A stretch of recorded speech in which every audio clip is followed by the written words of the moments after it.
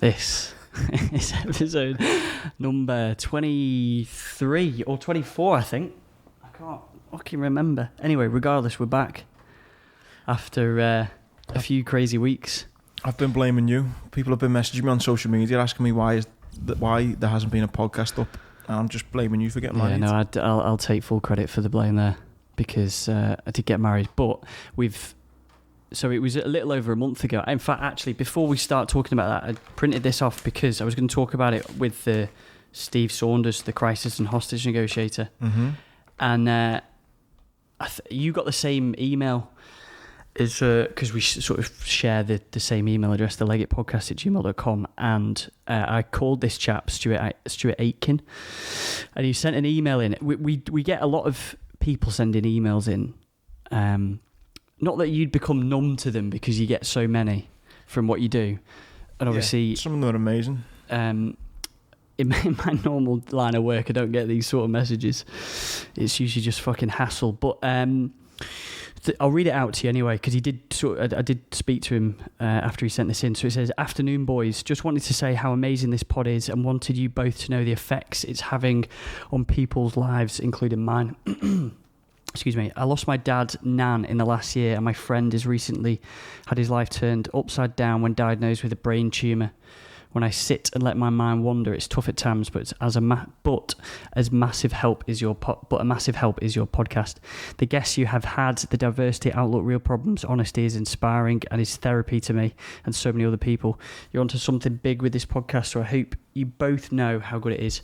I listen to many, and this is by far the most real, educational, touching. Keep them coming, please, and I think you should have Jazz's laugh on intermitting in all future ones. What a boss, lad. Thanks for the therapy, Stu. Wow. Which was really nice, so I thought I'd... How amazing is that?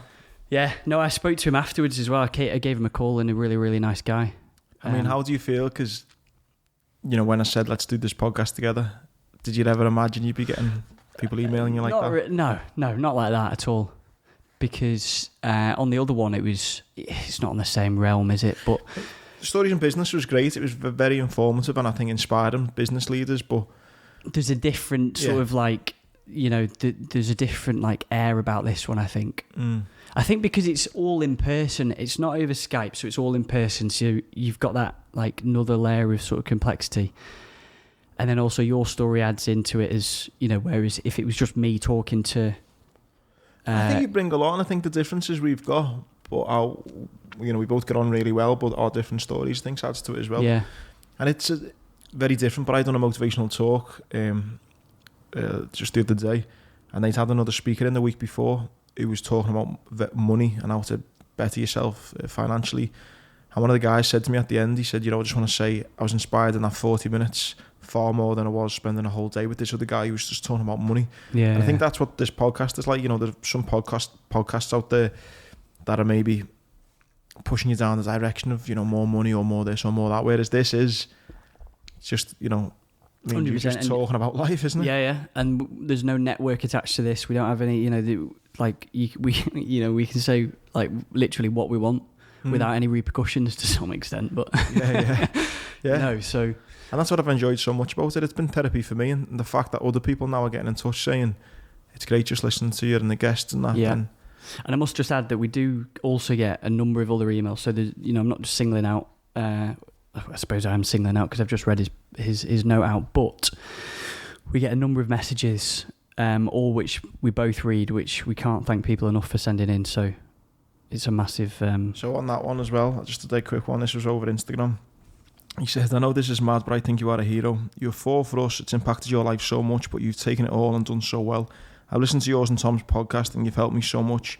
I worked for Telefonica for 17 years, and in June started a new job in Slough, a head office away from Runcorn. I would never have done it before listening to you pair, because I was worried I wasn't at the level, but you helped me to push myself. And after listening to Paul saying, this is Paul Cheetham, after listening to Paul saying how he thinks that people that work away are still good dads, that really helped me. I think you are an amazing dad, and I've no problem saying look up to you. And if I ever see you at the game, I'd love to buy you a beer. I'd love to buy you and Tom a beer. Well done, keep it going.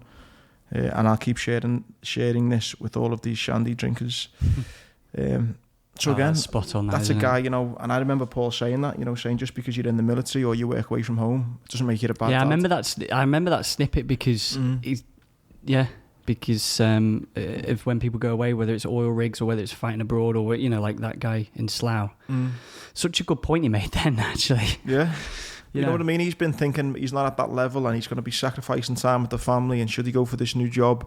And he's listening to me and you rambling on. Yeah. He's enjoying it, and it's giving him a bit more confidence, and he's listening to someone as successful as Paul saying, you know what, but yeah, just because you've got to go and work away and put the graft in doesn't make you a bad dad. Yeah. To the point now where he's now upped himself and he's gone for it. Yeah, 100%. Yeah, I'll never ever. You get fucking so many more than I ever will. But no, but the podcast, mate, is extra special because again, don't get me wrong, it's lovely getting them from the motivational talks. But you think hopefully if you've done a good job as a motivational speaker, you'd like to expect a little bit of feedback. Not that I ever get used to it, but it's a little bit expected in that sense. Whereas this, it's so genuinely nice because we've not set out to try and get nice messages out. No. In that sense, you know what I mean? It's just been, right, what have you been up to this week? And who should we get on? Who's interesting? Yeah. Do you know what I mean? So it's cool, man. It's really nice. Yeah, no, it is. Yeah. And these past 2 weeks, I want to start off first because like I said to you before we start recording, as with all the other guests, is try and not, as much as I like talking to you, Andy, I try and fucking avoid talking to you as much as I can, just because I want to save it for this. But if you wouldn't mind, like starting off by saying, how on earth did you talk to me about the road to Real Madrid, please, first, because it was the best week of my life. I'm just going to say it from the start. It literally was the best week of my life.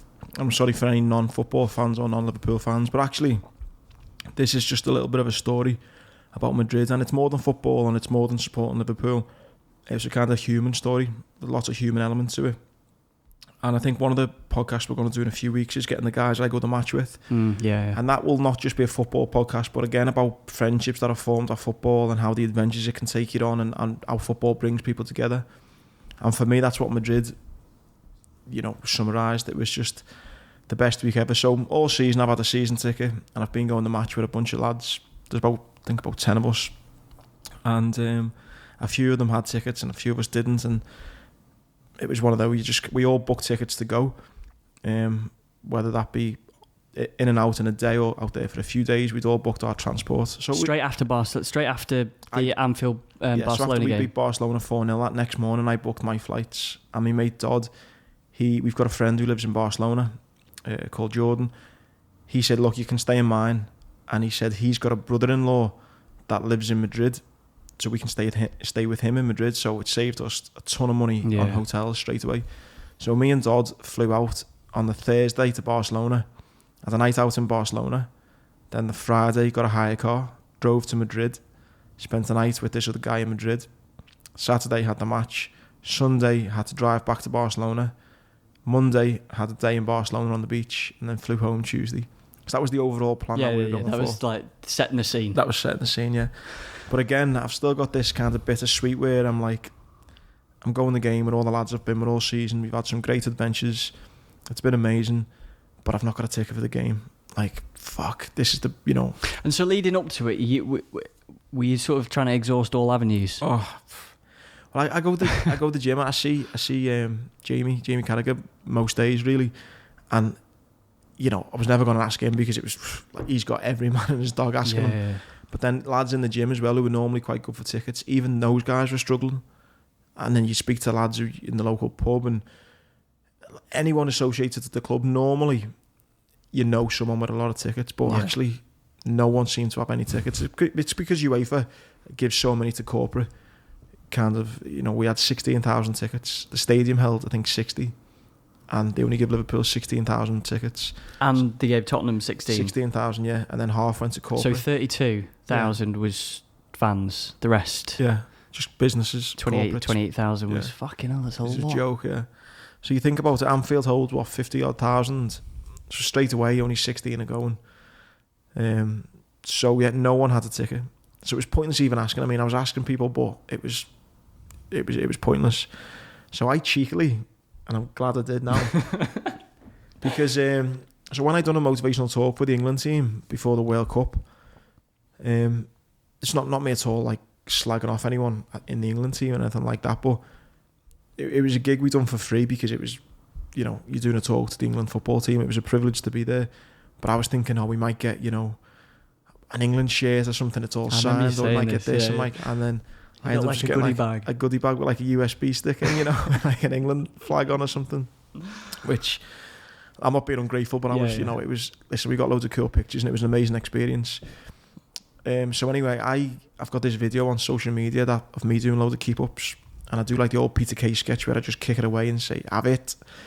And is this the video that leading up to it you were asking if anyone had any ticket? So I put like a cheeky tweet out on Instagram saying, you know, if anyone from England, and I actually added England in this tweet, which is a bit kind of cheeky, but I thought, fuck it, you know what I mean? God loves a trier. And I just said, if anyone at England would like to say as a thank you for me giving them a motivational talk, would like to sort me a ticket, it'd be greatly appreciated. And the ironic thing was, it got like 100,000 views, which was the capacity of fucking Wembley, but yet no one from England got in touch with me, which was a shame. But obviously it was plastered over my social media that I was in desperate need for a ticket. And but again, no hope. It was just not happening.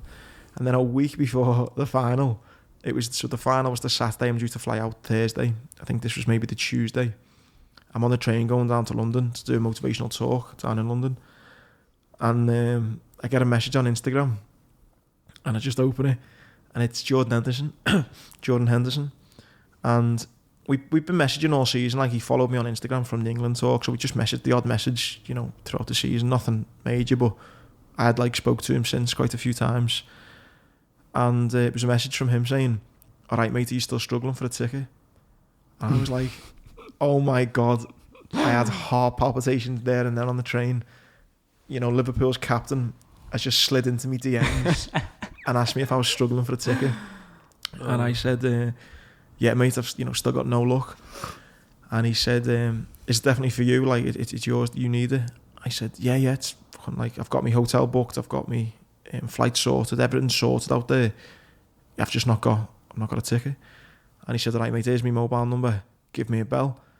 Now, again, in the flap, I'm thinking, don't call him on the train because the fucking signal's shit. It'll be like a comedy. Jordan, hang on, signal's gone. Jordan, hang on. So I was like, mate, I'm just on the train. When I get to Euston, I'll give you a bell. He said, sound, no worries. So I get to Euston. I'm like ringing my dad first. I'm like, Dad, guess what? Jordan Henderson just messaged me. And then I have to like stand, you know, by the Nando's at Euston. I'm like standing there like... in a quiet spot. I'm about to ring Jordan Henderson. Do you know what I mean? It doesn't get much crazier than this. Plucked up the courage to ring him, and then it rang out. He didn't answer. It was when they were in the pre-season before La Manga. I think in La Manga it was called, I think. I don't know actually where it was called. But anyway, they were doing a summer thing. No voicemail? No. No. You thought, no. No. Does anyone do voicemail anymore? Yeah, everyone does voicemail. Do they? Yeah. I never get any voicemails anymore. I never give any. Anyway. What if it said, this is welcome to Gift Gaff? No. Yeah, no, he didn't say anything. And then, so anyway, I just WhatsApped him and said, right, Jordan, just give you a bell, mate. Blah, blah, blah. And he says, yeah, mate, if you're still struggling, mate, I've got you a ticket there. And I was just like, oh my God, you are kidding me. He said, yeah, mate, I'll sort you the ticket. I was just like, I had so many questions to be like, you know, how do I get it? Or, how, you know, when shall I do what? But I was just like, didn't want to be too kind of fanboy, and it was just like, too eager. Mate, yeah, I was just like, oh mate, you know, you don't know how much this means to me. Thank you so much. You're a legend. Oh mate, all that. And then yeah, he essentially sorted it for me over the next few days. When they got back from the pre-training, the pre kind of Madrid training, Marbella. That's what it was, Marbella. Yeah. Sorry. Again, it was funny. I was sitting at my dad's. This is 2 days before the final, and again. So this was on the so this is now, Tuesday. This is now Thursday. Yeah, this is Thursday morning. Before you fly? Yeah, so that happened on the Tuesday, say. On the Monday or the Tuesday. It gets to Thursday, and I've not really spoke to him again. You're thinking, shit. And I'm thinking, I don't want to fucking pester him. Do you know what I mean? He's preparing for the Champions League final. And he's got me going, all right, Joe, he still shot me that ticket. So I didn't text him or nothing. And then it gets to like, I think it was Wednesday night, it must have been. Yeah, it was Wednesday night. And I'm sitting in my dad's, and my phone starts ringing, and it's fucking Jordan Henderson. I'm like, oh my God. So I ran upstairs. It's one of those, like, you know, just get everyone up. Yeah. Go. No, you fucking don't. Alba, shut up. Yeah, honestly, everyone's getting told to shut up. So I ran upstairs, and he rang me. He was just saying, all right, mate, how you doing? You're okay and stuff. He said, mate, with this ticket. And then he just said, yeah, you're okay. You know, where do you want me to drop it off for you? Or shall I drop it in Spain or here or whatever? And we just organised for me to pick it up. And then I went to see him the next day, Thursday. So, I mean, like, that shows what a man he was. Not only did he sort me the ticket, 48 hours before he's about to kick off. You know, this is the Thursday bin, man. They play Saturday. On the Thursday, you know, I took Alba with me, and when I met up with him, and he, you know, handed me over the ticket himself personally. And that's why I took Alba, because I thought, you know, in years to come, what a story for her to say. You know, before Liverpool won the 6th European Cup, you know, the captain, the fella who first lifted it, you know, he was meeting up with us. You know, she'll never remember that. So, and he was just such a top guy, like, just really, really nice guy. Just everything you'd want from your club. But they don't get, I remember Jamie Webster saying they don't get like a huge bunch, like they're swimming in tickets. Like, it's... Well, that's what else was I felt was a real mark of the man. And because, you know, I don't think they got many, because again, so many people were struggling to get them. But not only that, you know, how many people could he have potentially give them to? You know, he's got all the friends and family and everyone he's probably getting asked millions of times.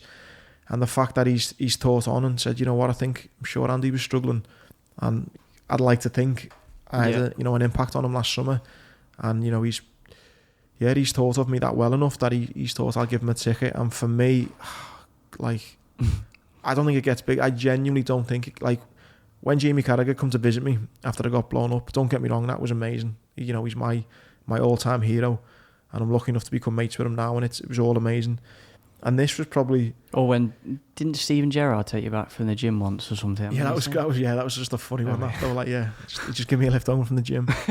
But no, when Carragher come, when I first got injured, I mean, he come to my house, sat down with me, you know, six weeks after being blown up. I've got my all-time hero sitting there having a cup of tea with me, Jamie Carragher.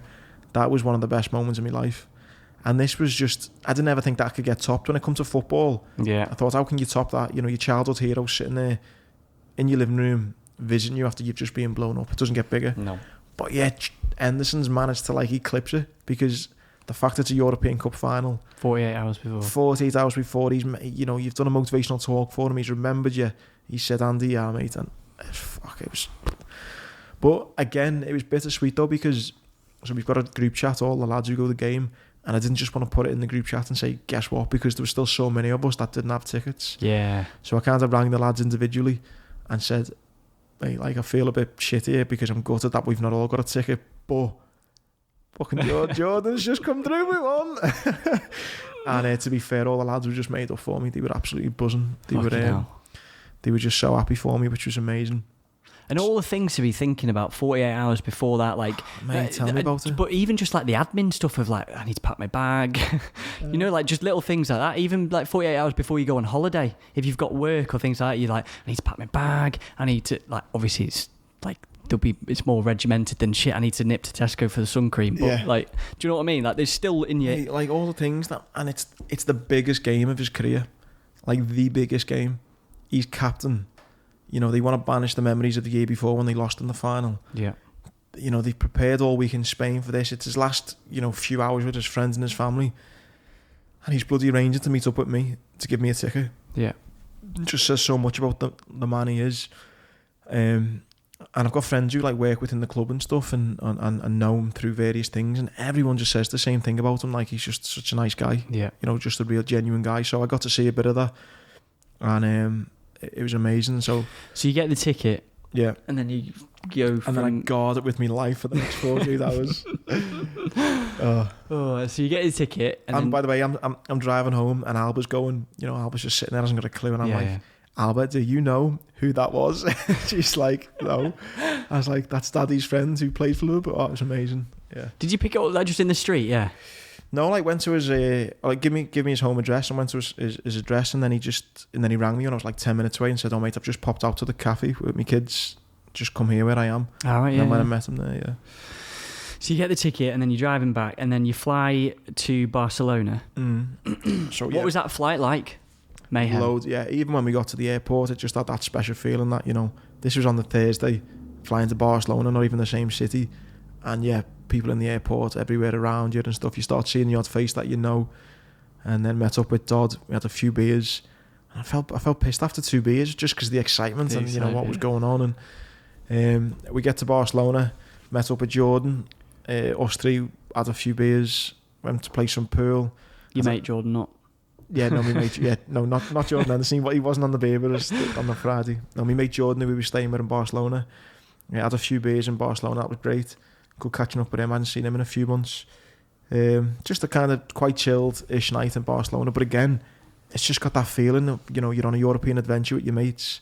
You're in Barcelona. Yeah. You know, it was only like a local pub, but it was like, it's a local pub in Barcelona. Yeah. And I'm going to watch Liverpool tomorrow, so it was just like... Funny enough, on that Thursday morning, I was driving down to Oxford with work, and the amount of like minibuses and it like felt, especially like on the M6. I remember just seeing loads on the M6 toll. It just felt like an exodus. 70,000 people went. 70,000. Okay, mad. Amazing, yeah, amazing. And then Friday morning, we wake up, and then we go and get a hire car. Get the hire car, and they give us this big, massive Jeep thing. It was like a 7-seater or something, which was good. Jump on the road. I start driving first. And have you ever driven on the other side of the road? It's a bit dodgy, isn't it? Roundabouts, I feel, roundabouts are the worst. I didn't think actually it wasn't as bad being on the wrong side. It was the fact that the wheel was on the wrong side as well. Do you not think that's a bit? Yeah, for me it's roundabouts. Whenever I've driven a few times, again with work, and yeah, it's the roundabouts because it's like rather than looking to your right, you're looking to the left. Yeah, I felt more dodgy being on the left hand side. Wait, you're looking to the left? No, you're going round the roundabout. Fuck it. Anyway, it's hard. Yeah, yeah. So I drove us out to Barcelona for a couple of hours, and then Dodd jumped in and drove into Madrid. We got to Madrid it was about 5 o'clock, 4 o'clock, 5 o'clock in the evening Friday.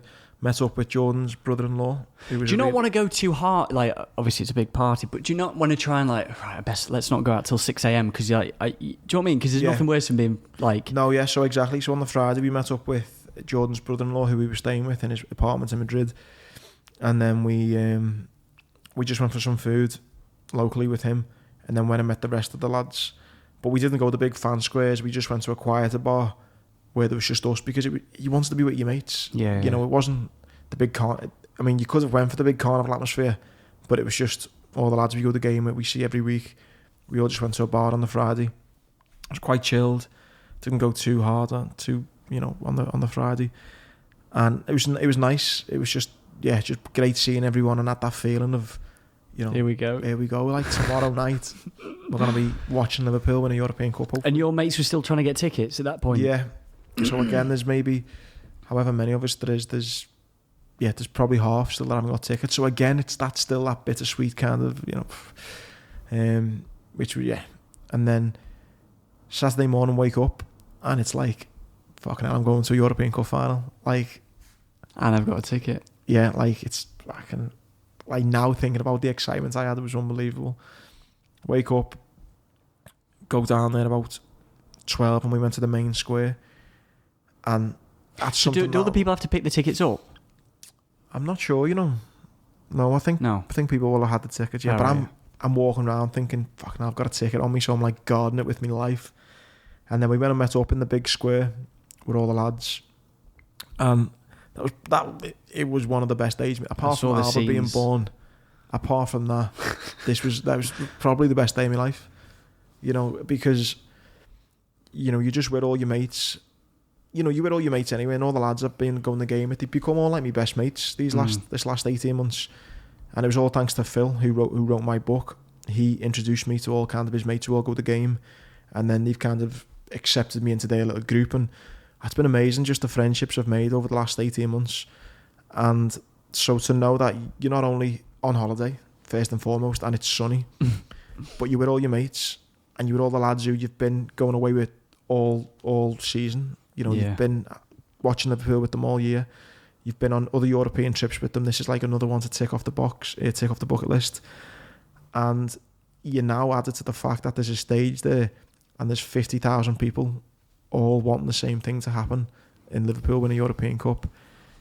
John Powers playing, Jamie Webster's playing, Kieran Molyneux's playing. All of them are playing on stage Liverpool songs. And that was set up by Liverpool, wasn't it? Liverpool set up that. And that was a great thing about, I think, Scousers in general, I think, and Liverpool fans, where they kind of fucked off a lot of the UEFA things that got staged and put on, all the corporate stuff, like, come and play five-a-side football with the Champions League legends of the past and stuff. It was all that going on. Did they do that, yeah? I think they done all like gimmicks and little bits and bobs, but it was just like, now we're going to go with the boss night with Dan Nico, who we're going to get on the podcast. He'd arranged this, and unbelievable. I saw the scenes. Just unbelievable. It was the best. Where were you? Were you at the front? Quite near the front, yeah. Not backstage. No, not quite backstage. No, about 20 metres from the stage, and you're just surrounded by people, and we had a load of beer, loads of cans in the middle. We had like a little circle going, like 10 or 15 of us now. Again, you're seeing more people who you know through going to the match, and you're like, all right, mate, how are you, and stuff. And people coming up to me saying that they've read the book and they listened to the podcast, and it was like, fucking hell, this is the best day ever. It was just amazing. So personally, just a really good feeling, just, that people have, listened to the podcast on the way over here, and they're like, fucking hell, fucking hell, God, can't believe Tom let slip that he plays tennis, just like, and I'm like, fucking hell, this is mad. And it was, that's quality. It was amazing. And then once the gig started to get going on the Saturday, John Powers sang "You'll Never Walk Alone," and mate, I was fighting back the tears. I was like, I got goosebumps now thinking about it. And I see my mate Sean, and he had glasses on, and he'd done that, and he wiped a tear from his eyes and thought, if he's crying, I'm gonna let it go. So then I started, and my eyes were filling up, and it was just the best thing ever. It was just the best thing ever. So yeah, it was emotional in that sense. And then Webster came on, and he just nailed it.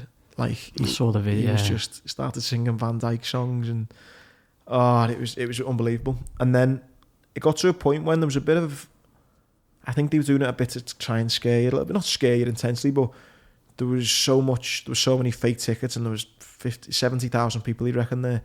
So they were just trying to pre-warn you that it might be hard to get to the ground from where we were. So they were like, you need to leave soon. But then, like, it was so good, you wanted to stay there as long as you could. So then we were like, right, when should we leave the square and go up to the ground? So we ended up going in the end. What time would you... Sorry, I'm getting so specific here. Kick-off was 9. I think we left about 5:30, I think it was. Oh, that long, like that, yeah. Just to give it a bit. And I'm normally one of these people, even at Anfield, people talk about how special it is to, hold your scarf up and, sing "You'll Never Walk Alone."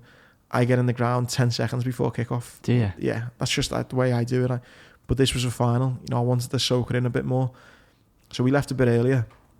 And, got a bit closer out of the kind of mayhem of everyone.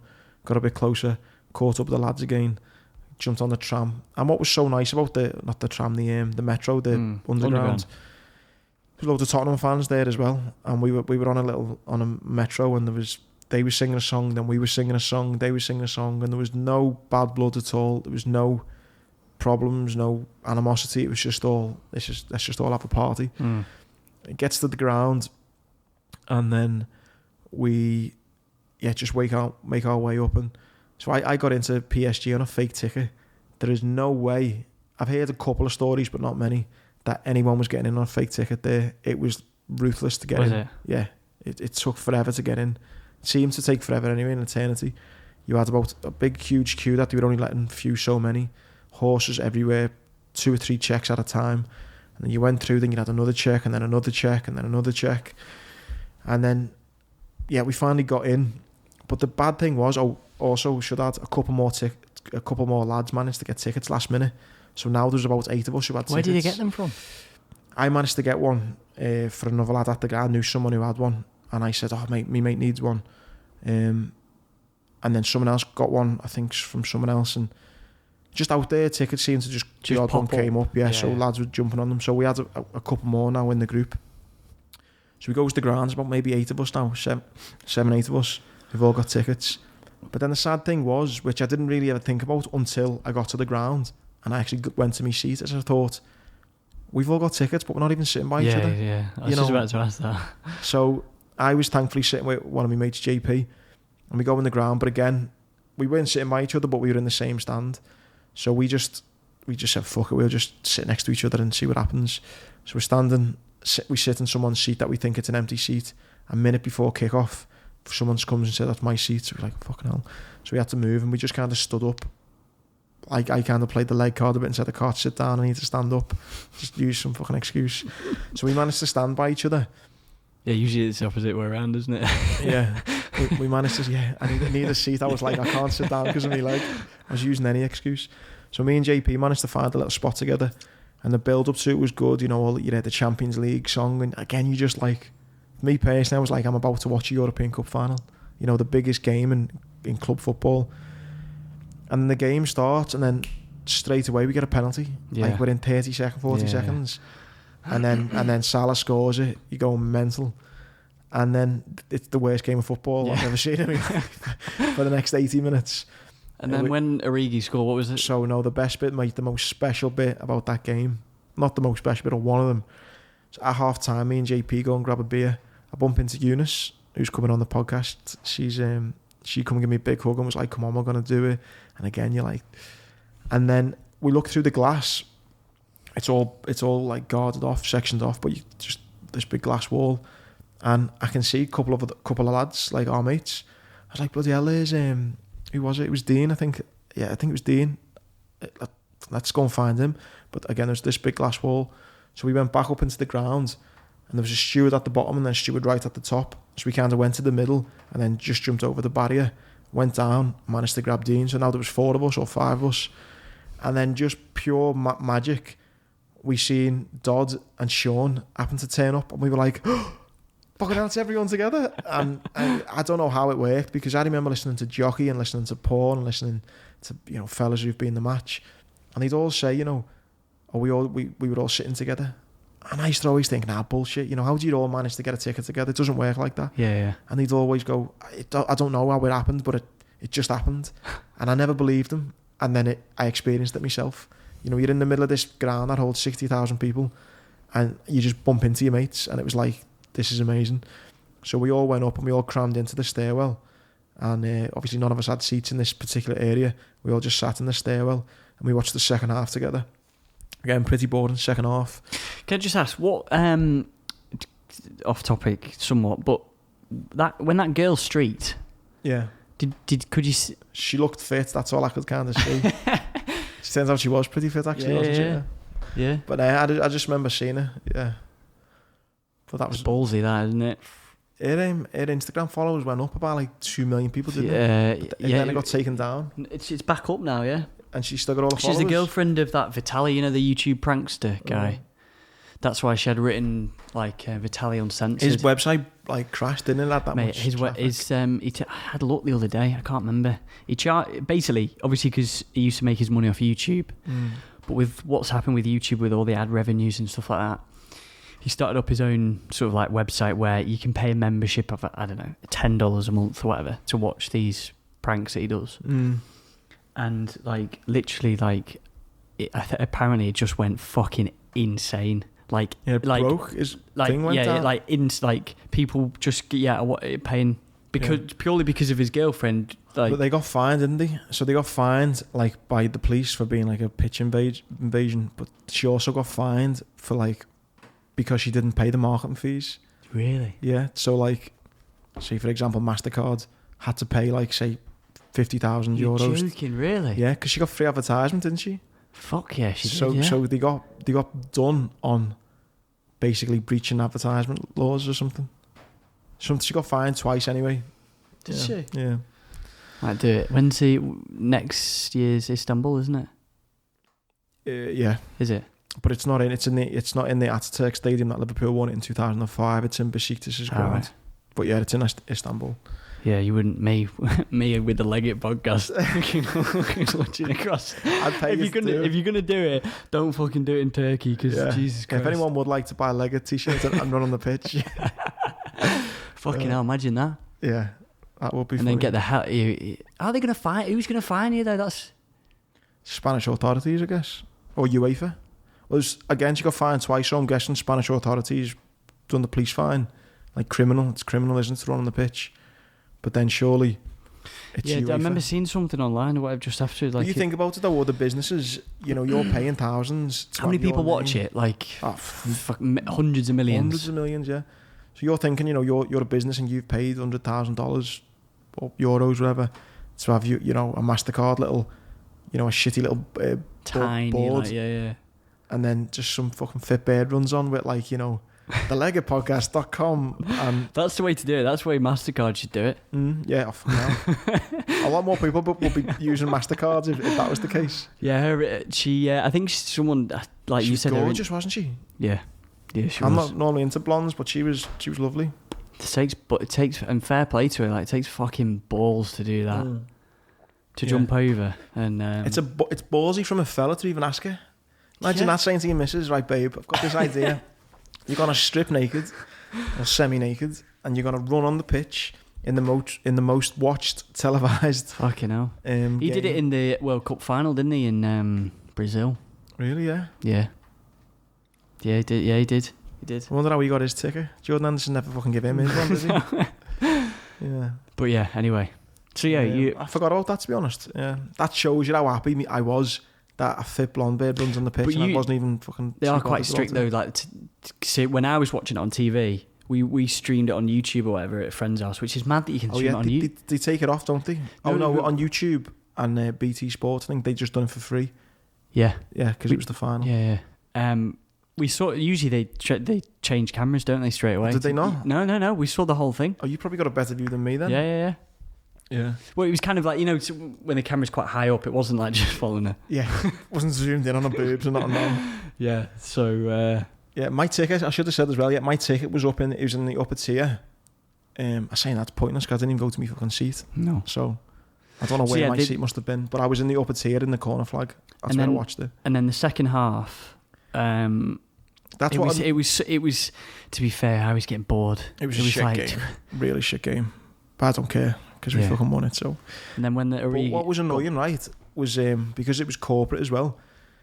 There were so many people there who just wasn't Liverpool fans, and that was the real shame about it. You know, all the moans that these corporate fans are getting all the stuff. And there was this woman from Portugal, I think she was from, and she was telling me to sit down, and I was like, "It's a European Cup final.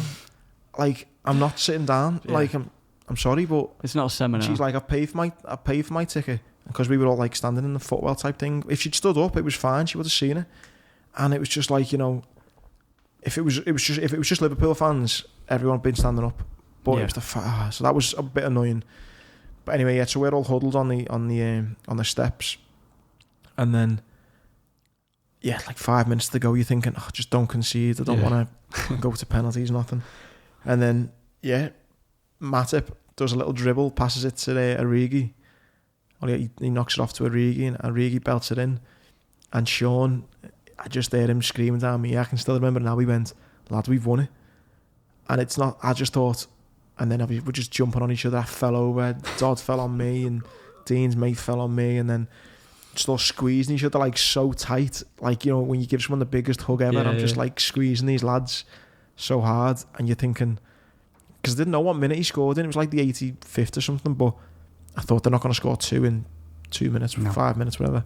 And I just remembered Sean going, "Lad, we've won it." And I thought, I've witnessed us win a European Cup. Like, oh my God. Tottenham had a free kick, didn't they? Alisson made a cracking save. Eriksen. Yeah. That was, when was that? Was that after the Origi goal? No, that was before it, wasn't it? Before it, I think, Yeah. And then, the final whistle goes, and you're just in shock. Like, you're just like, oh my God, what have, you know, we've only done this 6 times in our history, and you've been there for one of them. Only twice in my lifetime. And then they lift the cup, but it's facing again all the corporate stuff.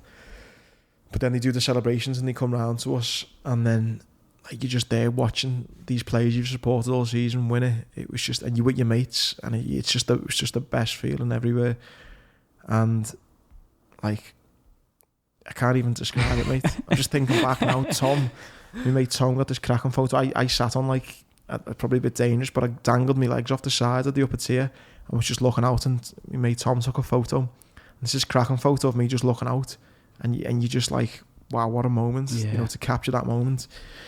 And then So yeah, we'll see all the celebrations and stuff, and you just want it to go on forever. And then after that, we come out the ground, and then the only one that we didn't watch it with out of all our mates was Phil. Phil, who wrote the book and kind of introduced me to all these lads. He watched it with his dad, and then we walked out, made contact with him, and then went to watch it in this pub. You know, give him and his dad a big hug, and then we just pretty much stayed in this bar all night and all morning. You know, stayed up till I think we got in about 9 o'clock in the morning. just stayed up all night drinking and just partying and singing Beatles songs, and we went into this little bar. And was it Ram? No, that's again the thing. I think it was more in the town, in the city centre, because the ground was on the outskirts and you needed to get a metro. We didn't bother getting the metro. We just walked to the nearest pub. So it was a bit busy. Liverpool fans there, but again, they weren't proper Liverpool fans. They were like the corporate fans who just got tickets from this and that. So they didn't know many of the songs and stuff, and they didn't know the Beatles songs. They weren't singing. They weren't from Liverpool. So there was just these 10 or 15 mad scousers now singing amongst ourselves, really, and people just looking at us going, what the fuck are they? And then we go in this little bar, and then they had a TV there, and we spoke to the barmaid, and she let us use her phone, so we were just putting stuff on YouTube and then singing along to the Beatles and then Liverpool's past European wins and things like that, and just sat in this bar. Could you get on repeat by then? We watching bloody videos from Istanbul and from Rome and Paris and London. It was amazing, just for anything about Liverpool and the Beatles. And it was one of those. Have you ever had those nights out where you're sitting there and you look around at all your mates and you just think, this is quality, this is amazing. I'm just with all my mates, loads of people that I love in this room. I've just watched my team in the European Cup. Me personally, I was like the fucking captain, the fella who lifted, fucking give me mine. It's like you just couldn't you can't imagine how happy I felt. It was amazing. Yeah, and then we met some more friends out there. Jordan come back to meet us. He didn't get in, unfortunately, who we stayed with in Barcelona. He come back, and we met up with him and a few friends he brought over. There was just loads of scousers there. It was amazing. And then the next day, so we got in at 9 in the morning, slept for about 5 or 6 hours, and then we had to drive back to Barcelona. So Dodd drove us back to Barcelona. Got to Barcelona about midnight. But even the car journey was great. You know, driving through Spain, it was just amazing. Yeah, really cool. It is quality driving abroad, isn't it? Yeah, it was, and the roads out there were amazing. It was, by the way, fucking the M6 toll, a 5 or whatever it is, 70 quid in toll fees we paid out there. Racks up quickly. Yeah. Done that. We met a couple of friends, a couple of scouts out there, a couple of girls who lived in Barcelona, but were out in Madrid. So they jumped back with us. They come in the car with us. So we made more mates. It's like a classic road trip. Picked up a couple of hitchhikers. It was great. And then Monday we just spent all day on the beach. Did you watch the homecoming? No. Well, I was driving back, wasn't I? I was driving from Barcelona to Madrid on a Sunday. TV. Yeah, of course. What a stupid quite. Yeah. So it's a pity they did it so quickly, though, isn't it? But it is really. What are you gonna say? I would have been gutted if I'd not got in the ground. If I'd went over there and just watched it in a pub and then missed the homecoming, I would have been gutted. But the fact that I got in and seen it was great. Then on the Monday, we just went to a beach. That's the nice thing about being in Barcelona. So we just went to the beach all day, sunbathed. But again, you were sunbathing knowing that you're European champions. And it's great. Seeing all the stuff on Twitter. And then you're just lapping it up, and it was brilliant. And then went for some food, and then a few more beers, and then woke up Tuesday morning. And then was starting to feel it then. Like the adrenaline was coming down. I was like, I've been on the ale for 3 or 4 days now. I'm starting to be hanging out. And then flew home. Flew back on the Tuesday. That's my Barcelona story. Fucking best week of my life. God, yeah, it's mad to think it's over a month ago, isn't it? You'd have been getting back now, wouldn't you? Yeah. Well, I got back yesterday or the day before, yeah. Fucking hell. Yeah, it was great, and just watching the reaction on social media, it was so funny, and then it was just... I like the way on Twitter is like things still keep going. I done it yesterday when on 2nd of July, I put since June's now over, let's have a look back over what happened or something. Man, I'm going to be doing it randomly all season now, just watch. Fucking quality. Yeah. What a legend, Jordan Henderson. Mate, honestly, he could...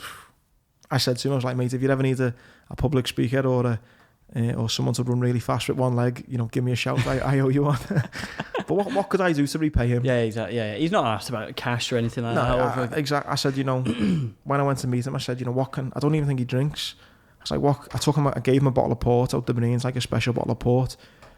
But I was like, what can you give him? You know, he's just won the European Cup.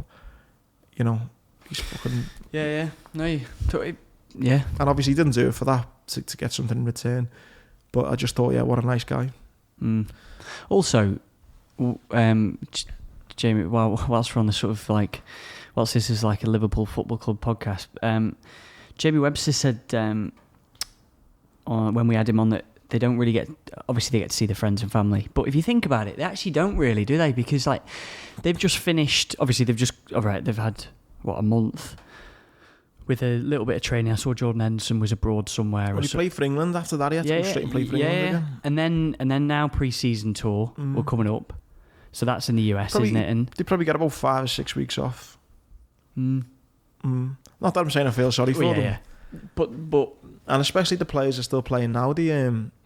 You've got Mo Salah and Sadio Mane playing in the African Cup of Nations. You've got Firmino and Alisson playing the Copa America, isn't it? There's no let up there. So they're going to need to rest them. But yeah, it was it just started a great summer. You know, amazing. Fucking hell. So that's one reason why the podcast had been a little bit delayed. The second reason, and more importantly, is your wedding. Yeah. Which I hope your missus doesn't listen to this, and I hope the podcast listeners don't think I'm bad for doing this. But I did get Tom a wedding present, but it was just for Tom and not his missus. So I've got your tickets to go to see Jazza. Yeah, next thank week. You, mate. Yeah, I appreciate that. So that's my wedding present. Thank you. Unless you want to take your missus, I'll give you my ticket. No. Yeah, okay. No, shit. So anyone thinking, what did I get Tom? I got him tickets to go and see Jazza next week. Yeah, it was a cracking day. Really good. I've never been more nervous in my life, actually. I've never been to many weddings, you know, so do a bit of a, like I just did for Madrid, do a bit of a rundown, because I've been to about 2 or 3 weddings. Do you want me to start back in fucking 2017 then? Is that when you started planning it? Well, no, it's when she did, but you kind of, I think everyone who gets married, yeah. She doesn't listen to this, so I can be completely honest. So we actually got engaged in Bali back in September 2017, and then it was just a case of just looking for venues and that sort of thing, and you realise, fucking hell, this is not cheap. Everyone adds zeros onto everything, so because you get married, but the cost is mental. You should just say I'm renting a hall to do a charity gig, and then just be like, Yeah, on a Saturday. How many guests you have? But so where did you get married then? What venue did you go with? It was in Southport, a place called Meals Hall. So we got married there on the 15th. So anyway, I had sort of like 2 stag do's, like for people who couldn't go. I went to Lisbon, which is fucking mayhem, and just round where I live, just the pubs as well. But Lisbon was cracking. Such a good city, Lisbon. Fucking, I've never been. I mean, honestly, mate, it's belting city. Really good. Not many stag do's. Not that that's. I think like I've done Prague on a stag do, and it's like, don't get me wrong, Prague's cracking. I love it. It's so cheap. But something like, you know, when there's so many stag do's there. Yeah. Not that it makes any odds, but yeah, Lisbon's a cracking city. Fucking love it. Sometimes stag do destinations become a bit like Blackpool, don't they? Yeah, like there's like Eastern European places start like that, and then Prague's cool. I've done it on a lads' weekend, and I know totally what you mean. You're seeing your Instagram stories and your time out there. It looked classy is probably the wrong word, but it's just a upmarket stag. Without being like ahead of myself, it's just a nice place. City. Yeah, just a really nice city. Fucking funny. And the weather, I guess, as well. That's sometimes you don't always get on a stag do. Yeah, because normally it's in somewhere. I remember when I went to Prague on a stag do last year with I can't say it because I'll get so much trouble. But the stag do didn't turn up. But anyway, that's a different story. I mean, I've gone. You're not going to tell that story. No, I can't. No. I can tell this one. So this guy, I won't say his name, but he was a mate, or like an alright mate through school, good mate through school. But then he joined the army, and then wasn't as close, but still my mate. He randomly turned up at my house one day and was like, alright mate, I hadn't seen him for ages, and was like, I'm getting married, will you be my best man? So I was like, fucking hell. I was a bit like, I don't think I deserve this kind of thing, but okay. Yeah. Anyway, so I planned this stag do for him. We had like this assault course in Manchester, which was quite cool, on the Friday or whatever day it was, and then we were flying to Poland for the stag do, and he fucking didn't turn up. Didn't turn up to the stag do, which made it look like me and all the lads had just done a lads' weekend and said it was a stag do. Because he and you went to Poland, yeah. Yeah, we all fucking still went, yeah. Yeah, of course, yeah. Fuck him, I still went. But yeah, so that's a bit like... Yeah, and then none of us went to the wedding. Oh, it was weird. Yeah. And now he's divorced and I've not seen him or heard of him in fucking years. Hell, really? Yeah, it's a bit weird. That's a bit mad, isn't it? Yeah. Anyway. Yeah, no, I can't say that. It's a bit, but yeah, it's not right. Okay. But yeah, what was I talking about? Prague. Your stag do in Lisbon. Yeah, sorry, yeah. Well, fucking funny. My work phone. So obviously, I've got a personal phone and work phone. Obviously, it's the same phone, same number. And I just remember being in a certain place that you usually go on a stag do. Yeah. And someone from one of the clients that we work for started calling me. I thought I was in two minds. I thought, do I answer it? Do I pick it up? Because it's quite an important call that I needed to speak to him. How many beers did you had at this point? Oh, drunk enough to get away with being sober, or no. But anyway. But yeah, no, it was a cracking day. Went on a fishing trip. Yeah. Deep sea fishing, caught one fish. And then just literally like 5 days of drinking. And I think it was so towards the end of the 5 days, you know, like probably like you were in Madrid. It's like you just get so bored of drinking. You're like, oh, I can't fucking stomach. Like it takes discipline to be an alcoholic. Like fucking in the nicest possible. It does though, doesn't it? It's a constantly go, fuck it, let's have a beer. Yeah. There's nothing worse than that feeling in the morning. You're having like a breakfast and then you're like, what? And there's always, if there's a group... There's that peer pressure, isn't there?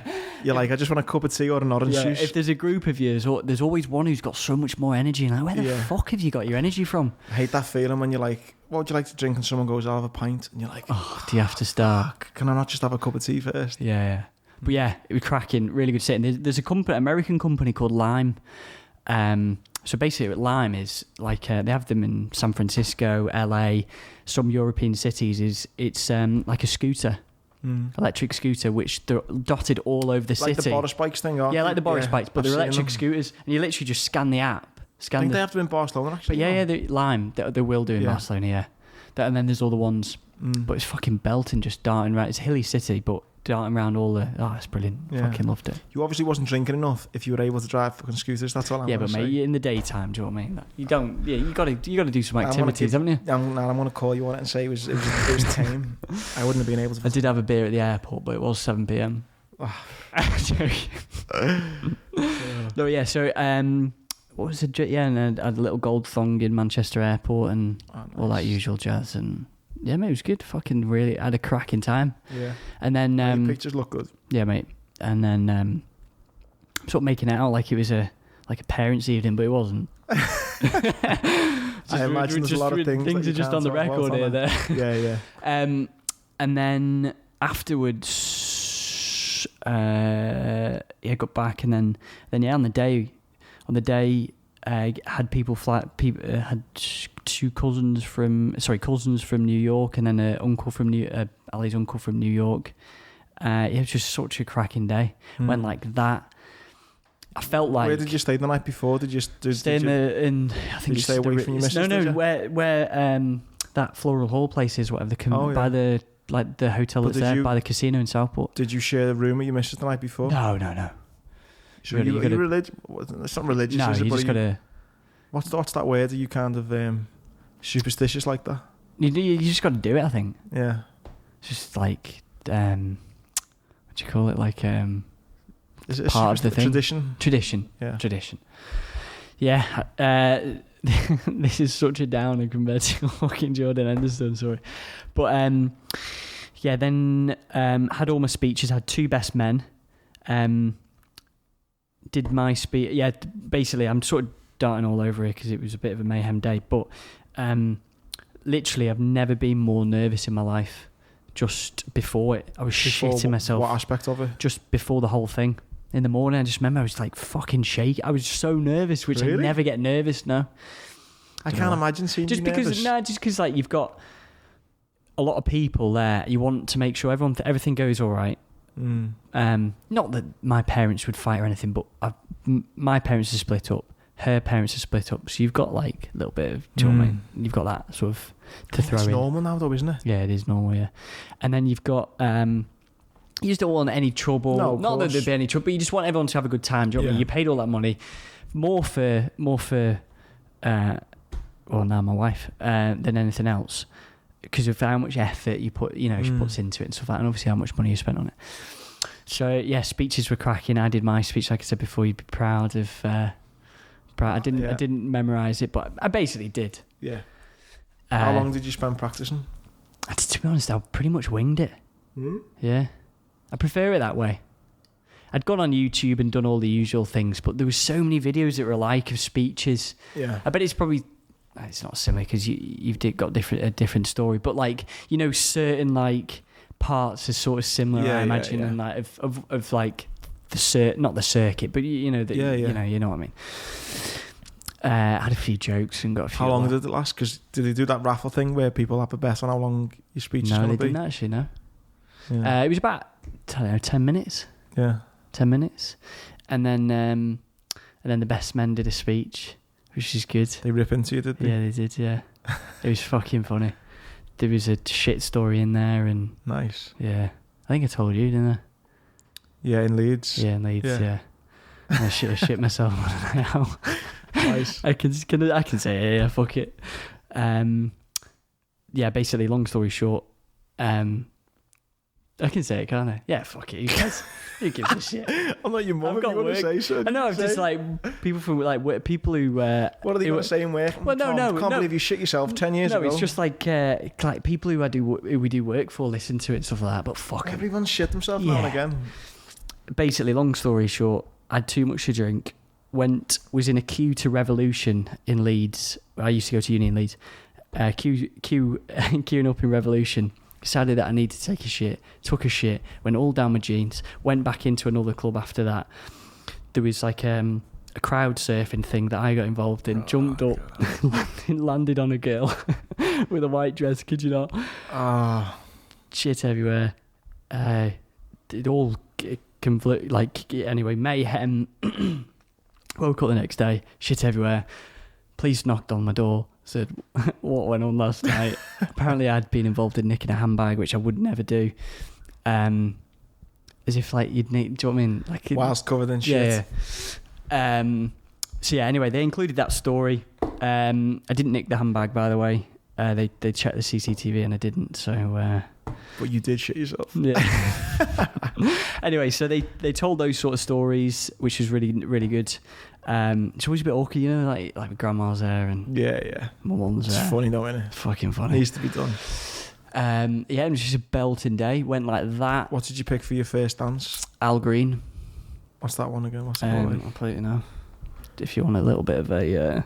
Go on, get me in the mood, get me in the moment. It was a good song, really good song for a first dance. Let's Stay Together. That one. Oh, I love that song. It's fucking belter, isn't it? Yeah, it's a good song. Yeah, it's a belter. 7 minutes long. Did you practice your first dance? No. I think I'd be nervous about that. To be honest, I wasn't. It's just kind of a slowy, isn't it? Yeah, you just like... Listen, I've got the moves. And then the one thing that I do... So everyone always says, like, firstly, the day goes really quick, which it does. It just goes, like, so quick. And also, you got so many people and you're trying to get round everyone. Yeah. You feel guilty, like, the next day. Oh, I really didn't spend much time with... Is it impossible to, though? Yeah. It's impossible. I've done it with... I remember I'd done a charity gig and my mate said to me, he just got married, my mate Ryan, and he worked out, he said, like, look, there's 300 people in here now. He said, and this is going to go on for 10 hours. For 3 hours. He said, you've got an hour to speak to 100 people. And he worked out how many seconds you've got for each person. He said, so it's less than a minute per person. Exactly. And he's like, so don't worry about if you don't speak to someone or you only speak to them for 30 seconds because you've got so many it's impossible. Yeah. It's like a wedding, isn't it? Yeah. So, and then first dance, and then I didn't. To be honest, you kind of like stem your drinking. You don't get too because you can't see talking, and you don't, and then you forget where your drink's put, and then totally But honestly, it was just such a belting day. Really, really enjoyed it. Am I allowed to ask, or maybe it's too rude? Don't Yeah, of course you can, mate. Did you consummate the marriage? Because normally people are too drunk, aren't they? The amount of people you speak to and they go on my wedding night, I can't remember getting into bed. Yeah, I did. And you're too fucked. Yeah. Do you know what I mean? Everyone says that, and you're knackered. Yeah. You're knackered. The amount of people who don't do that, I always thought was mad, but then as I've got older, I've thought, well, yeah. And like, you're trying to stay up as long, like, Ali had to get up at 5 a.m. to start the makeup and stuff like that. I'd slept like an absolute fucking shit the night before. Yeah. You're just knackered, do you know what I mean? Yeah. And then literally on the Monday, so on the Sunday we started opening things, which is incredible how like generous people are. Really, yeah. Oh yeah. It's all about the money though, isn't it? You know. Trying to recoup. Opening the cards, you think, fucking, they've got loads of cash. Trying to recoup all that money you spent. Yeah. And then on the Monday we flew to Mexico to Playa del Carmen, just south of Cancun, which I've done one all-inclusive before, and I'm not really an all-inclusive sort of person, as in staying in a resort. Like when we went to Dominican, that was an all-inclusive, but I hired a car, drove round, that sort of thing. I'm not really too keen on staying in one place, but it was a fucking brilliant place to stay. Obviously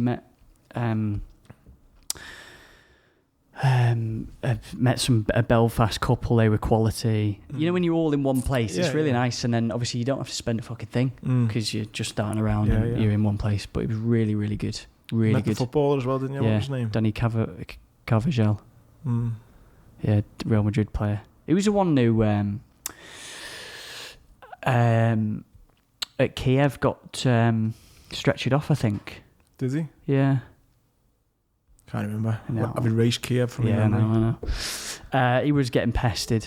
Getting pestered. I think it was some sort of setup. I tell you what apparently, I don't know how true it is, but a lot of the hotels around Cancun and all around there are sort of the cartel have got I wouldn't surprise stakes in, and try and keep the peace there as such. Yeah, it wouldn't surprise me. But we went to Chichen Itza, one of the 7 wonders of the world, and there was police checkpoints everywhere, fucking everywhere. Really safe then? Yeah, really safe. Any bad weather, or was it all right? No, mate, it was spot on. Spot on. But yeah, hotel was brilliant. I did sort of I was trying to when you're asking locals to there was a guy who worked there, used to be a cop. And I was like, oh yeah, so what's Is that something on the podcast? Tell some cop stories from Mexico. No, I was when you're trying to dig, but you don't want to be intrusive. You're who owns this hotel? I did it and then stuff about the police. Did you? Yeah. I was making jokes. How did you take some backhanders? And it's not So I've got 10 kilos. So anyway, I brought 10 kilos of coke back in my pocket. So if anyone's there. Yeah. But yeah, mate, it was really, really, really good 2 weeks. That's good. You know what? As well, I think I've said this before. Is when you you maybe would have noticed I really didn't go on my phone at all. I pretty much had it turned off most of the time. There's something I suddenly started to think about I need to do this, or without meaning to sound pathetic, but where's your life going, or where do you want this year to go? It really does when you've got nothing else to think about. Sometimes because usually you just right, I've got a podcast at 5. Shit, I need to get work. Blah blah blah. You're kind of stuck in your own bullshit, aren't you? So 100%. Sometimes when you're just not thinking about anything, or you just sat by the pool, I read 2 cracking books. Obviously, I commented on one, didn't I? Saying The Spy and the Traitor, which was really, really good book, and the fuck's it called? Bloodline, about the Theranos, the Silicon Valley big con. Yeah. But yeah, I think that though, mate. I've started doing that now with podcasts. I don't even listen to any music anymore on the radio, or I don't have the CD. To be honest, I don't listen to the radio, and haven't done to listen to the radio in ages. In ages. It's probably I know a guy who works for Heart in Cumbria, and he's a presenter. He's lost his job now, unfortunately, But like all those local radio stations are all convoluting. Like Heart has bought a load out. What did it used to be called? Juice, didn't it? Juice. Yeah. It was bought by Capital, wasn't it? Yeah. And they're all trying to like they are struggling for. There's just so many good podcasts out there. Yeah. The Leggett being one of them. Yeah. And also like music can be streamed. Like so you know like Spotify. You listen to what you want when you want. Yeah, you don't need all the fucking bullshit adverts that constantly keep coming up. Or No, and I do think as well, when you're when you're busy, and sometimes for me it's the opposite. The way you've just had 2 weeks of switching off. Sometimes because of my work-life balance, I can have all day, for example, or 1 hour to do talk in a day, and then got the rest of the time off. So I can sometimes overthink. It's funny, isn't it? Like today, I was up in the morning, walked the dog, was in the gym for 9:15. From the gym, I had to go straight to Preston to pick up a new prosthetic leg. From here, I've come straight to the podcast. From the podcast, I've got to shoot home, get changed, and then go and do a talk in a sports evening tonight. And I've not looked at my phone hardly. I've not done anything hardly, and that's nice as well when you're so busy. I know it's a different type of not looking at your phone, but you just don't look at it. You just and I've maybe not had the time to reflect the way you had, but it's just nice in general to not have that time to go on your phone all the time. And like my work emails are on here, so like I literally have not looked at my work email just because like you can't. Suddenly it starts playing on your mind about work emails and things like that, and so.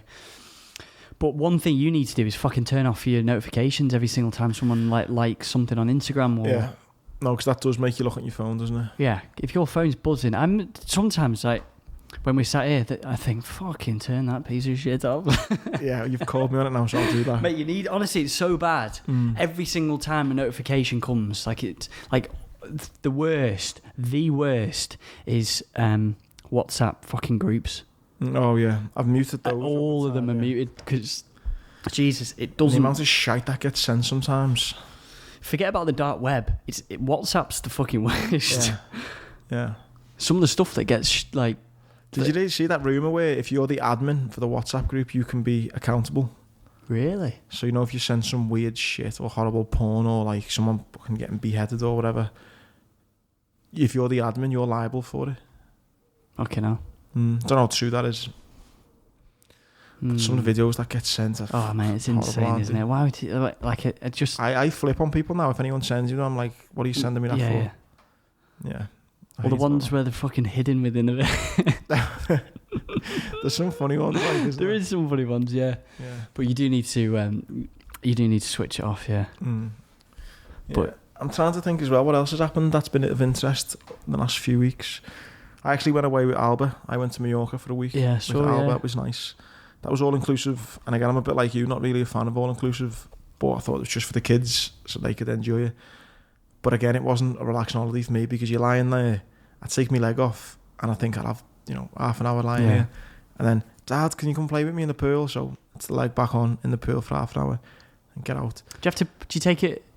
So it's waterproof, like you can have it. Well, it's not waterproof, but I do wear it in the pool, and then they just tell me off. When it breaks. When it breaks. Yeah. I have got a leg that I can use in the water, but I didn't take it. It works in the water, it's fine. So then you lie down again, and then it's like, Dad, I need the toilet. So then you take it to the toilet, you come back. Dad, I want some food. Because it's all inclusive, you go up and you get the food. So it wasn't a relaxing holiday, but it was brilliant. I went away with Ian, who you've met, who we got blown up with, and his wife Gemma and their 2 kids. Had an absolute scream. It was really nice. And then you usually go on a holiday each year with them, don't you? Yeah, I've been on holiday 3 times with them this last 12 months. I went to Ibiza with them, just the grown-ups. Then I went to Disneyland with them, and now Mallorca. It's great having the kids the same age. Yeah, exactly. Yeah, it makes a difference, doesn't it? Yeah, 100%. I mean, me and Alba, we are like best mates. We are like, that's great. But she'd get bored of me if I went away with her for a week and it's just me and her. She'd want to. I mean, there was a kids club there, which was great, but it's not fair on her to just be with me. Yeah. For a week. She needs other kids to. Yeah. So it was good fun. And then I got back and I got straight back into the gym. And then I've been listening to Joe Rogan's podcast, which I briefly mentioned before we started recording, about the UFOs. But yeah, bubblers are. That's had me grip for it's like a 3-hour one, isn't it? I think. Yeah. That was. We should do a podcast solely on aliens and space and universe. I'd love to. It blows my mind, all that stuff. So for context, Bob Lazar was a guy who worked. It was in the late 70s. He worked Not at Area 51, which the is one opposite S4 or something. S4, which is like just near it, wasn't it? Groom Lake is like Area 51, isn't it? And he said that he got employed because is he a physicist by... He's basically, he'd made like local press, hadn't he, by putting like a rocket in a normal car. Like so he's a bit... Ford Focus type thing. He fucking put a rocket in there and they were like, wow, this guy's a genius. And so he's a bit of a like the sort of nerd sort of character that they'd probably want. Yeah. So they employed him, didn't they? And then he had like maximum clearance, didn't he? And then he had seen some things there, like some of the test flights. He'd seen some of the flying saucers that they were working on, where it had nuclear fusion. It's crazy. To power it. Make gravity and stuff. Just fucking mind-blowing things. Yeah. He fucked up because he got a bit cocky, and when he knew when the flight times were, he started to get friends to come and look at this, and then that's how he got in the shit. And then he come out then and said about all this stuff, and then they tried to say it's a load of shit. And it's been going on for 20, 30 years, all this, hasn't it? And then he went on the Joe Rogan podcast and kind of told his story. And then the guy who he was with was the guy who... I'm trying to find the name of the documentary because I watched it on the plane, and it wasn't the best, to be honest. It just wasn't like... Just I don't know. It just wasn't great. It's called Bob Lazar's Area 51 and Flying Saucers. But the Joe Rogan podcast, that definitely, once you've caught up on all the Leggett ones, that Joe Rogan one is really good. That when I was listening to it, I was like, if I just wish I knew for certain. You know, if they came out, yeah, it's true. This is what we're working on. This is what we found.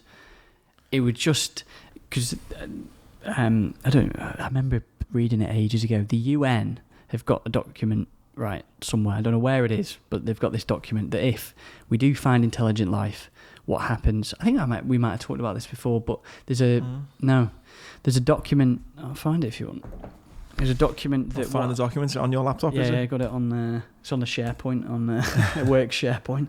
But it's a document that says what happened, like what to do. So there's the big thing is if do they release it, and then the effects it would have on religion and blah blah blah, all this crazy stuff.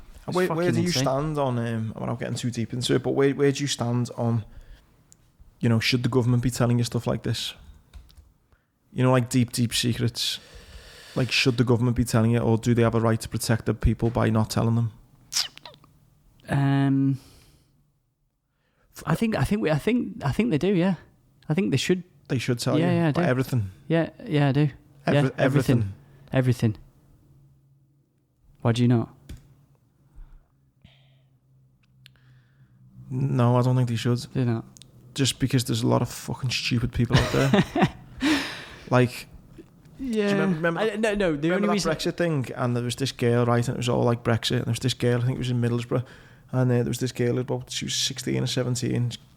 It sounds really stereotypical, I apologise anyone in Middlesbrough who've just kind of, but it was somewhere in the northeast. This girl, 16, 17, and they say to her, you know, did you vote for Brexit or not? And she goes, yeah, we should leave the EU because of all these immigrants coming in, taking our jobs. And you're like, you're 16, we're a baby. No one's taking your job because you don't fucking need one. Do you know what I mean? Like, straight away. Yeah. And it's just stupid people. Now, you tell this girl, oh yeah, did you know we found a UFO in 1931? She doesn't need to know that. She's struggling fucking... I think the only reason they should is because I want to know. Yeah, you want to know. But I mean, when it comes to... Right, I just think there's too many stupid people out there. Right, so I actually don't think... So this is from a website called Big Thing, so how true it is, I don't know. But the United Nations Office of Outer Space Affairs, how fucking cool would that place to be worked for? So you work there, yeah. Has announced that it will consider drafting protocols for what to do when we finally make contact. What's prompting the UN to consider this possibility is the fact that astronomers are expected to announce perhaps later this year or next year that our satellites such as Kepler and Karot have identified Earth-like planets in space, blah, blah, blah, blah, blah. And then so this Bob Lazar reckons that there's 9, that in Area 51 or around that area, there are 9 spacecrafts that are being experimented on and looked at and things like that. He gave a really good analogy. You're going to see the Victorian one? Yeah, which I thought... And then... Great, yeah. Yeah. Go on. He basically says that, you know, there's this thing that he found and it was like it created its own gravity and it powered the thing, isn't it? Yeah. And he says, you know, if we put something, an invention here, what did he use? What invention did he use? And took it back to the Victorian times. It uses it. Well, I suppose you could go for. You could say, I don't know, electricity. Yeah. You know, before Victorian times or whenever, I don't know when electricity was invented. Yeah. Late. You know, no one would kind of know what to do with it. Would they? If you put it in medieval times. Nor would they know how to how to even reverse. It's a motorbike, I think he said. Yeah, motorbike. Yeah, or they wouldn't know how to reverse engineer it to. Yeah. To go. They might get it working, but you wouldn't know how to actually replicate it and make another one. And he's saying that's essentially what could have happened now. This could be from millions of years in the future, and we're struggling to even... How do we know what it... Yeah, it's fascinating. It was really... They reckon one was found in an archaeological dig. That's what they reckon with one of them. You know, you imagine that dig and thinking, oh, I've just found a T-Rex. Nope, it's a fucking UFO. He reckons one of them was off that. This is... So again, on this extraterrestrial contact, fucking hell, this is deep dive here.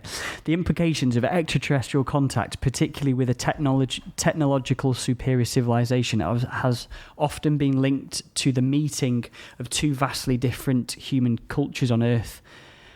For example, the Columbian Exchange. So, you know, like when, for example, us, you know, 21st century... meet or find, you know, like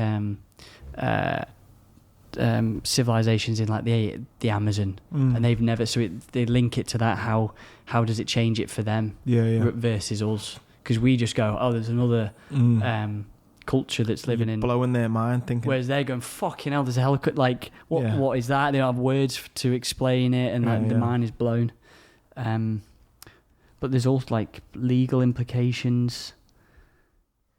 Contact with extraterrestrial civilization would raise legal questions such as the rights of extraterrestrial beings.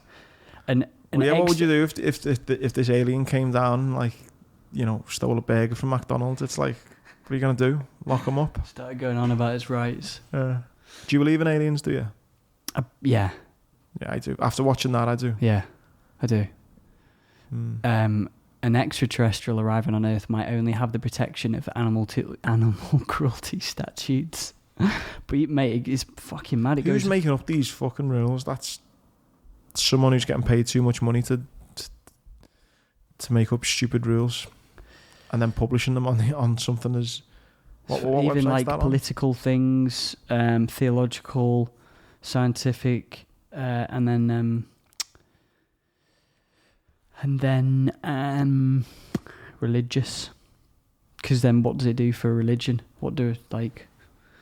And then this is quite interesting. The Declaration of Principles contain the following broad provisions. So post-detection protocols, as defined by the Declaration of Principles, 4 activities fall in the detection of extraterrestrial intelligence. So 1, any person or organisation detecting a signal should try to verify that it's likely to be of intelligent origin before announcing it. There's loads. There's like 9. But you know, when the Bob Lazar came out, NASA, or whoever it was, not NASA, Area 51 and the government basically tried to discredit him so much that they basically deleted all his kind of history of education. This was back in the days before the internet, so like all files and folders of where he had his... you know, his schools, degrees, colleges, and everything was all gone. It was a cracking 2-3 hours. Yeah. But yeah, there we are. So this pod will be going out on what date? On Monday. When people are listening to it. It's Monday the 8th. The 8th, yeah. So that's what people have been listening to on Monday the 8th now, and then we need to get a move on getting guest lines up, because we've got all these guest lines up, but it's just getting dates together, which has been difficult the last few weeks. So we're back on fucking full pelt now. Back on it now. So apologies, guys, that there's been a delay in them. But again, just blame Tom and his missus. Mate, I really enjoyed it. I've missed you. Yeah, mate, likewise, yeah. I couldn't wait to get back and do this. Yeah. Fucking really enjoy it. Really enjoy it. No. Some exciting news as well about the podcast as well, like with Can we say too much, can we now, or I don't see why not. Yeah, fuck it. Go on then. You're in charge of that side. No, it's just Liverpool One have kindly so sort of sponsoring the podcast because they've got some cool events coming up. So over the summer. Yeah, exactly. Summer of Champions. So we'll talk about that soon. I'm going to be doing some motivational talks for the public as well. Yeah. With all that as well, so people can get to come along and see me speak. And we might as well. We might do a podcast at Liverpool One, mightn't we? Yeah, that's one of the options. Yeah. Follow the podcast on Instagram, The Leg It Podcast. On Twitter, it's called The Leg Podcast. The Leg Podcast. The YouTube channel, click the subscribe button. Review on iTunes. Buy your book. Pass the pod as the Peter Crouch podcast. Yeah. Share it around. To be fair, we had loads of people do it. Yeah. No, it's cool. And some of the reviews. And thanks again for all the messages. And I know sometimes I'm bad at getting back to people as quickly as possible, but I do try in the end. But listen, it's lovely to get those messages, and I'm glad everyone's enjoying it. Yeah, please keep listening to us waffling on. And I should, just before we go, if you have any guests as well that you think would be really cool, like say Jazza was a recommendation. We've had a few more cool guests that have been recommended, which you'll all be getting noted and coming on. So yeah, keep them coming.